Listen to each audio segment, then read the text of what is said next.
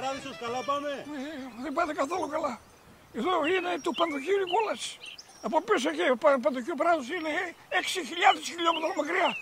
Τι γραφδρόμο που πήρατε, τι χαμένα από γεμάτα. Παράδεισος, τι Παράδεισος. Αυτό το χάσαμε, πάει τελείωσε.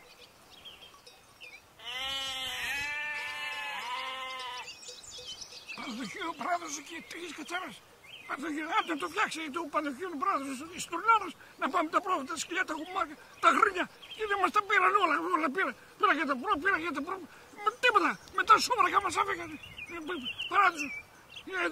Χαμένα, που κείμενα, χαμένα. Χαμένα.